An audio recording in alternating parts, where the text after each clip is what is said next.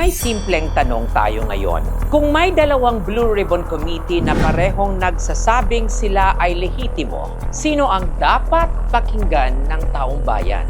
Noong nakaraang linggo, pinangungunahan ni Senator Rodante Marcoleta through Senator Pia Cayetano ang pagdinig ng Blue Ribbon Committee sa ilalim ng liderato ni Senate President Alan Peter Cayetano. Doon, sa ilalim ng panunumpa, nagsalita ang tinatawag na 18 Marines. Nagbanggit sila ng umano'y mga maleta ng pera, mga delivery at mga personalidad na di umano'y konektado sa flood control controversy.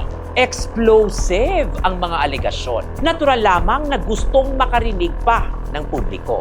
Ngunit ngayon, si Senator Erwin Tulfo ay nagsasagawa rin ng sarili niyang Blue Ribbon hearing sa ilalim ng bagong committee lineup na nabuo matapos ang kontrobersyal na reorganization sa Senado.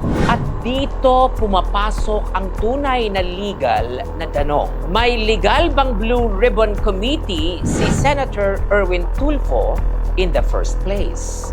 Dahil kung ang pagkakatalaga niya bilang chairman ay bunga ng isang reorganization na walang sapat na boto, walang quorum, o walang pagsunod sa Senate rules, hindi simpleng political issue ito. Procedural legitimacy ang pinag-uusapan. Ang Constitution mismo ay nagsasaad na ang Senado ay kumikilos bilang isang collegial body.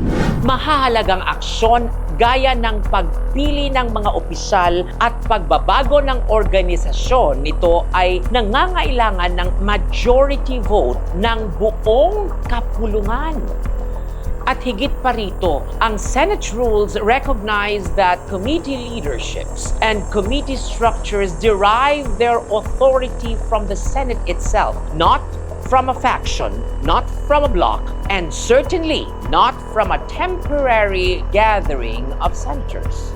Kaya kung ang batayan ng bagong committee assignments ay isang reorganisasyong isinagawa habang may seryosong pagdududa sa quorum at sa legalidad ng leadership change, then every committee chairmanship flowing from that act becomes equally questionable.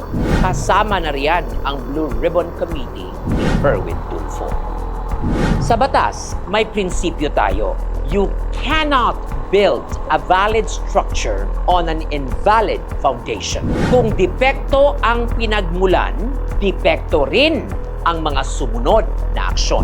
Kaya bago tayo magtanong kung ano pa ang ilalabas ng Blue Ribbon ni Senator Tulfo, baka mas mahalagang tanungin muna, Blue Ribbon Committee ba talaga iyon? O isa lamang itong komiteng itinayo sa isang lideratong hanggang ngayon ay hindi pa napapatunayang lehitimo? Dahil sa Senado, gaya sa Korte, hindi sapat na may mikropono ka. Kailangan mo ring mapatunayan na may otoridad kang magsalita. Another day, another regal POV.